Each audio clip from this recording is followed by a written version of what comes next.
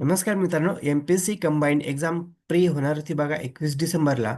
तर काय नवीन अपडेट आलेलं आहे, कधी एक्झाम होणार आहे, सर्व डिटेल्स बघणार आहे मित्रांनो. तर व्हिडिओ स्किप न करता शेवटपर्यंत बघा. बघू शकता एम-पी-एस-सी म्हणजेच महाराष्ट्र लोकसेवा आयोग. तर बघा कधी अपडेट आलेले 8 डिसेंबर 2025ला. खाली बघू शकता तुम्ही शुद्धीपत्रक सब्जेक्ट बघू शकता परीक्षेच्या आयोजनाच्या सुधारित दिनांकाबाबत. बघा मित्रांनो, खाली बघू शकता महाराष्ट्र गट ब नॉन गॅझेटेड सेवा संयुक्त पूर्व परीक्षा 2025, महाराष्ट्र गट क सेवा संयुक्त पूर्व परीक्षा 2025. बघा मित्रांनो, कधी एक्झाम होणार आहे बघू शकता तुम्ही.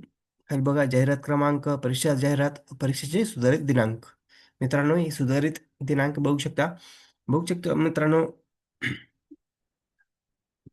महाराष्ट्र गट ब नॉन गॅझेटेड सेवा संयुक्त पूर्व परीक्षा कधी होणार बघू शकता.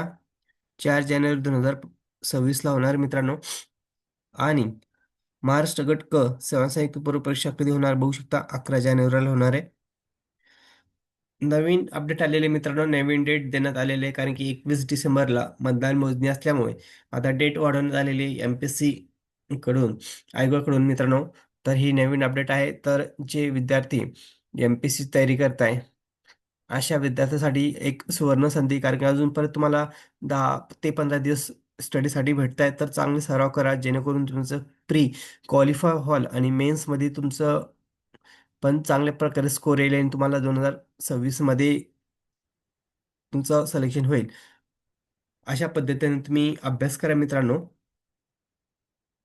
तर आता तुम्हाला बघा ही फायनल डेट आहे मित्रांनो. आता डेट वाढणार नाहीये. तर 26, तर बघू शकता 4 जानेवारी 2026 मध्ये तुमची एक्झाम होणार आहे. दिनांक 11 जानेवारी 2026 च्या अंतर्गत कंबाईंड ग्रुप सी ची एक्झाम होणार आहे.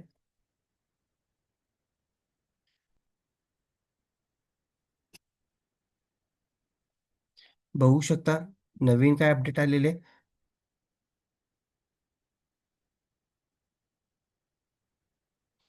तर ग्रुप सी पदासाठी पण मित्रांनो तुमच्याकडे बघू शकता 11 जानेवारीपर्यंत वेळ आहे प्री एक्झामसाठी.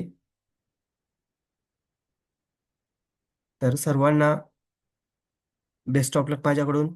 कारण की आता 10-15 दिवस वाढवण्यात आलेले आहे आयोगाकडून. तर तुम्हाला एक गोल्डन चान्स आहे प्री क्वालिफाय करण्याचा आणि 2025-26 मध्ये एक्झाम क्रॅक करण्याचा आणि तुमच्याकडे एखादी पोस्ट पाहिजे. अशा पद्धतीने तुम्ही अभ्यास करा मित्रांनो. तर व्हिडिओ आवडल्यास लाईक, शेअर, कमेंट करायला विसरू नका. धन्यवाद. जय हिंद, जय महाराष्ट्र.